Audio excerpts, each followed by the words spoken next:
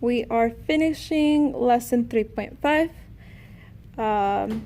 And we are on page 139. We did this in class, sample problem, but we did go over it real quick. And so I'm just going to start off by doing practice problems on page 139, which is determining the empirical formula number 1. So the first question is asking a compound is 18.7% of lithium and 16.3% of carbon, 65.5% of oxygen. Determine the empirical formula. So the first thing, remember how I said from this page over here, I told you guys that take each one of them, and for even percent, the even conversion is just grams. So you start off with 48.65%, that equals to 48.65 grams. So for every 1%, that equals to 1 gram, because we want it equal to 100. And so when you do number 1, well, you just start separating everything based on grams. So it's 18.7, instead of percent, it's grams of lithium.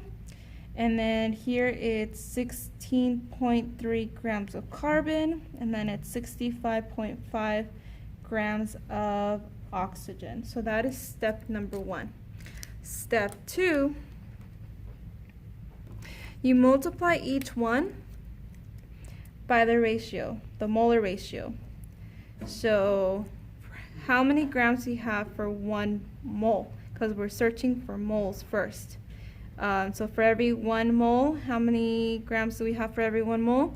We'll just look at your periodic table, and let's take the number that's in the periodic table. So for lithium is 6.9 grams of lithium.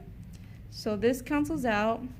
So 18.7 times 1 is times 1 is 18.7 divided by 6.9. So that should equal to 2.7101 mole of lithium. Do the same thing, the ratio for the moles over grams for carbon. So the molar mass of carbon, if you look at the periodic table, is 12.01 grams of carbon, and that's for every 1 mole of carbon. So multiply, divide, and your number is 1.3583 mole of carbon. Do the same thing for oxygen. So for every 1 mole of oxygen, how many grams do we have of oxygen? And that is, depending on what periodic table you either have 15.99 or 16 grams.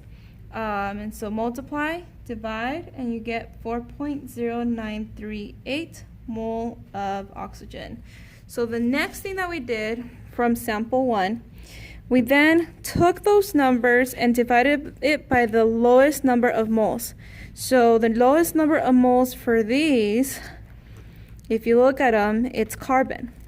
So we're going to go ahead and divide each number by the amount of moles for carbon. So it's going to be divided by 1.3583 mole. And then here we have 1.358 mole. And we have 1.3583 mole. So all you do is just multiply. No, sorry, divide, not multiply, divide. And for each one of them, you should get, so for lithium, you should get 2, 1 for carbon, and for this one, you should get 3. So that means that when you write the empirical formula, you have lithium, carbon, and oxygen. How many lithiums you have? 2. How many carbons do you have? 1. How many oxygens do you have? 3. And we leave it like this. We don't multiply it by 2 or anything because you have whole numbers. So you could rewrite this to Li2CO 3 if you don't want to put the 1 there for carbon.